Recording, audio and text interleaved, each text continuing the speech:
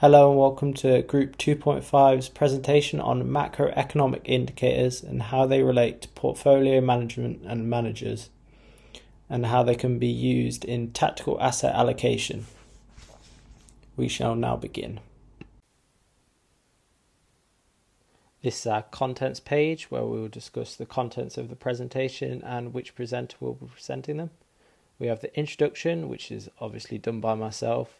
Then we will move on to what macroeconomic indicators are. That would also be done by myself. And then we'll move to tactical asset allocation, which will be done by Ram. And then we would move on to which indicators we will be discussing in this presentation, which I will do. And then we shall proceed with economic series and stock price, done by Mohammed. World security markets, done by myself. Monetary policy and stock returns, also done by myself. And then we have the largest topic of the presentation, which is cyclical indicators, which all three of us will partake in presenting. We'll then move to surveys and expectations, which will be done by myself. Interest rates and inflation, which will be done by Ram. Business cycle and measurements of performance, which will be done by Ram. And the conclusion, which will also be conducted by Ram. Moving on. We will begin by outlining what macroeconomic indicators are, because it is important before we move further on. They can also be known as fundamental data releases, which gives some insight into their nature. Macroeconomic indicators at their core are statistics that measure the output, production and performance of the economy. However, they can also be applied to specific business sectors. But a simple example from the economic scale is inflation and unemployment levels. These indicators are used primarily to suggest the direction the economy will be moving forward. This is part of the reason they are so vital for portfolio managers to use, as it gives indication as to where they should be placing their assets and weightings, and the use of tactical asset allocation to best maximize their portfolio profits. I shall now pass to Ram to discuss further. Hi everyone, my name's Ram and I'll be taking you through what tactical asset allocation actually is. So tactical asset allocation is an active portfolio management strategy that takes advantage of short-term pricing anomalies or sectors showing strong growth. After the short-term financial goals are met, the portfolio is returned to its original asset mix that investors are expecting. Tactical asset allocation should not be misinterpreted as a market timing strategy.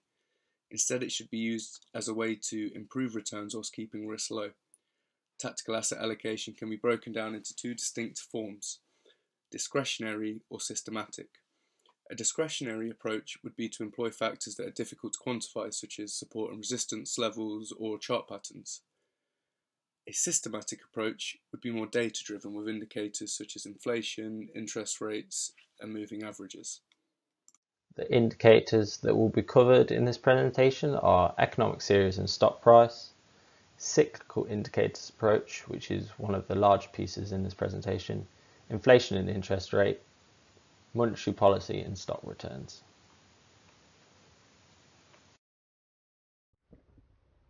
The first indicator that we are covering is the economic series and stock prices. Firstly, to briefly introduce the terms, economic series are factors that use various economic indicators to judge the economic performance. Then, using these factors, we are able to analyze the trends of stock prices where peak and trough occurs. Secondly, the stock market prices itself provides a great indication to portfolio managers of the actual performance of a particular stock, as it reflects all information of the business activities. Thus, portfolio managers can use these indicators to judge whether to invest in a particular stock. On this slide, we will discuss why and how economic series are important and how it can relate to portfolio managers in taking their positions. For example, within the economic series, we can use a particular factor such as the hours of weekly manufacturing to judge a particular stock performance. This data can then be compared with the gross domestic product. In an example situation, if the GDP rate are increasing while the hours of weekly manufacturing are dropping for some reason, then the managers can analyze the issue and judge whether it is suitable to invest or they would need to reallocate according to their strategy. Below are some other indicators that can be used. So we will now discuss the impact world security markets have on a portfolio manager. Due to globalization, increasingly markets are being integrated to one another, with the effects of factory shutdowns in one part of the world having repercussions across the globe. During the COVID lockdowns, we saw factories shut down, and now recently, as economies begin to open up, we have seen massive shortfalls in supply. This is evident with the current chip shortage and scarcity of lumber supplies, and therefore from a tactical asset allocation standpoint, a portfolio manager must be aware of current events and how they can affect their assets. And therefore, to avoid such problems, they would need to move assets from one asset class to another to avoid such scarcities and drops in price. We'll now move on to monetary policy and stock returns. First of all, it's important to know what monetary policy is. It's the strategic policy that a central bank implements to reach certain economic objectives, for instance, certain levels of unemployment or inflation, and they do this by altering interest rates or increasing money supply. As seen elsewhere, monetary policy is linked with other indicators such as inflation and interest rate, as one of its key objectives is levels of inflation, and one of its tools it uses is altering interest rates. The relationship between monetary policy and stock returns is derived from a monetary policy decision affecting a business, such as interest rate increase affects cash flow and future cash flow, which can lower stock returns as it can lower dividends and in turn lower the actual price of the stock. And monetary policy can affect the expansion and lending, as if interest rates go up, the price of expansion and receiving lending is much higher. Now move on to stock returns. Stock returns is a relatively simple indicator. However, it is affected by a multitude of factors.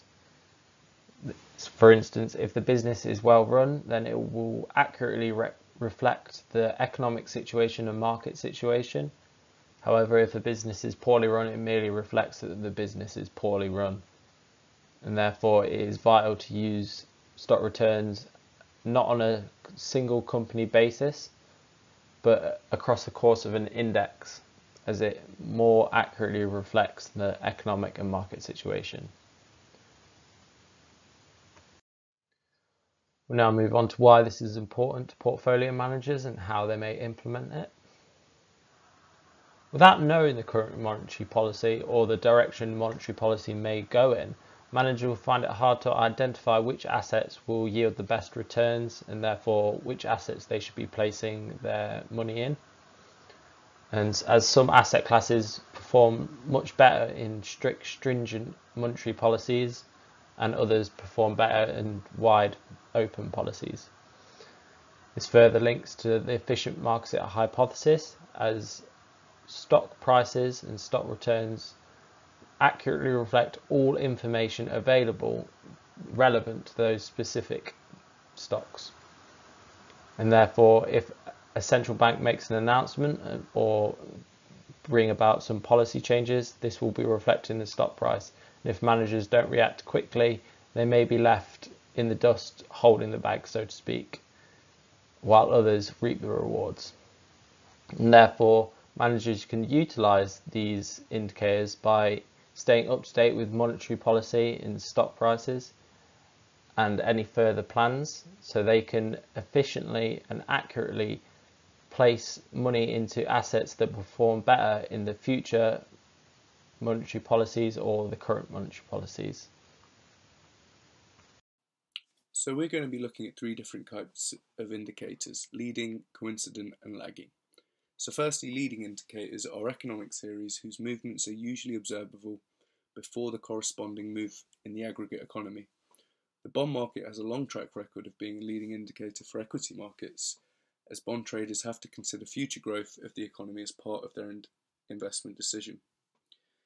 Coincident indicators usually occur simultaneously with overall economic movement. However, we do have to factor in some data collection and reporting lag. And lagging indicators are economic series that experience their fluctuations after that of the economy. It'd be easy to discount this from a portfolio management standpoint until we consider that these indicators are a confirmation of some of the previous assumptions that we may have made through leading or coincident indicators. Finally, we have selected series, economic series, that does not fall into one of three main groups, and an example of this would be the US balance of payments and federal surplus or deficit. A portfolio manager employing tactical asset allocation could use leading indicators to give an indication of movement given within a given sector or the economy at large. Then employ coincident indicators to ensure the decision was correct at the time, and lastly, lagging indicators would act as a confirmation of choice. We can now look at the limitations of cyclical indicators, such as revisions in data and the currency of the data. The currency of the data is the time it takes for the data to be delivered to the investor, which can result in people jumping the gun, reacting before the data, others receiving the data before someone else, and then reacting quicker.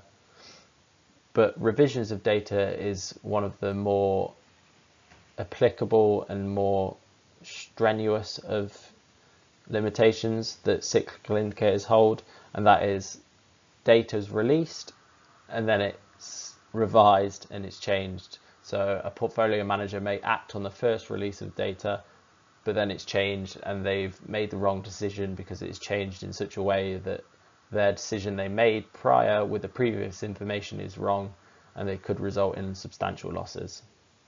There are false signals, which is another pretty substantial limitation, as it says there's a release of data and then the data moves again in the opposite direction of that previous signal, which results in the effective first signal being nullified, and if someone had reacted on the first signal, it causes them to make another substantial loss. There are some other limitations for cyclical indicators. Some sectors are not represented. No series can effectively encapsulate the global economy, and political developments are not often or at all really factored in statistical series. Thank you. We can now discuss surveys and expectations.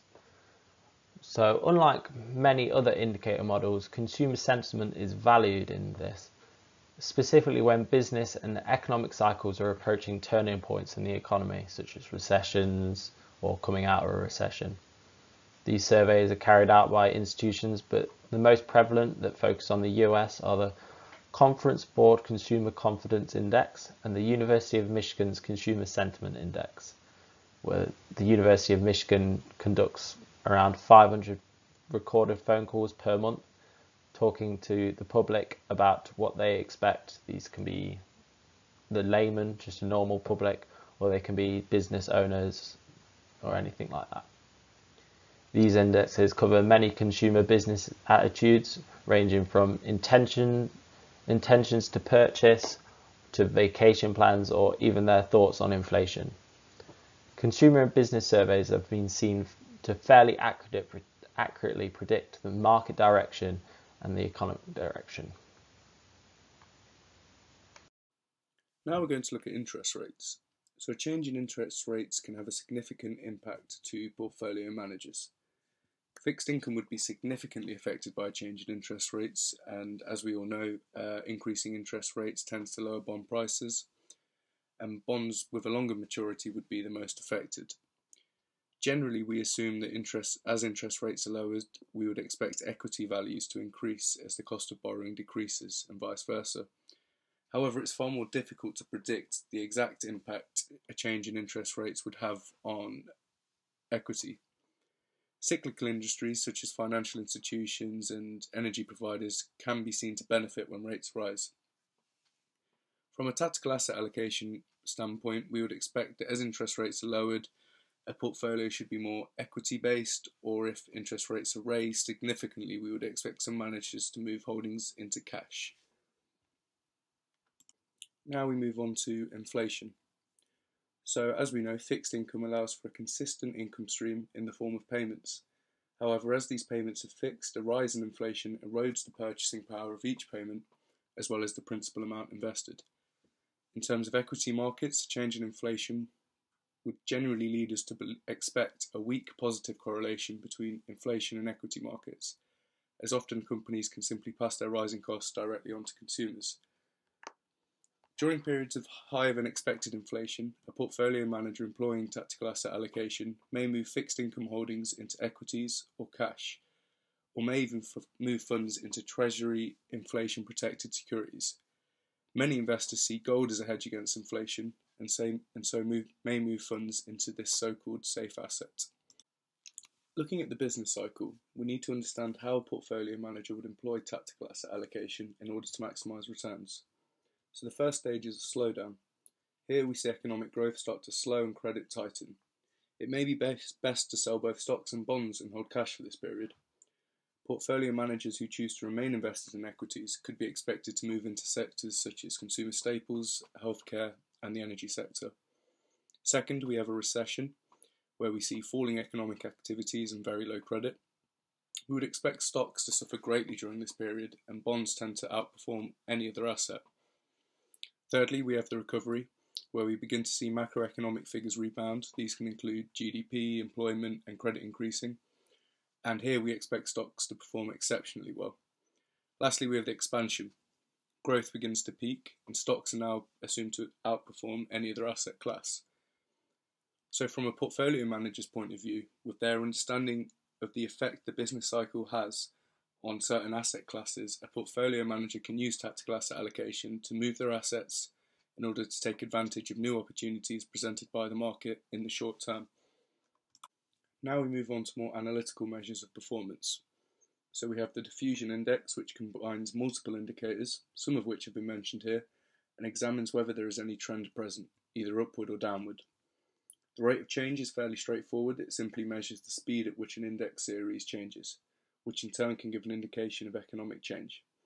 A portfolio manager using tactical asset allocation may be able to use both the diffusion index as well as the rates of change to predict when an economy is about to transition into a new stage within the business cycle, and thus prepare their portfolio in order to maximise returns for investors.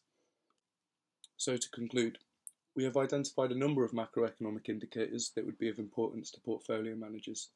We then went further to identify how a manager can employ a tactical asset allocation strategy using such indicators to generate returns for investors. Thank you for listening, and we welcome any questions.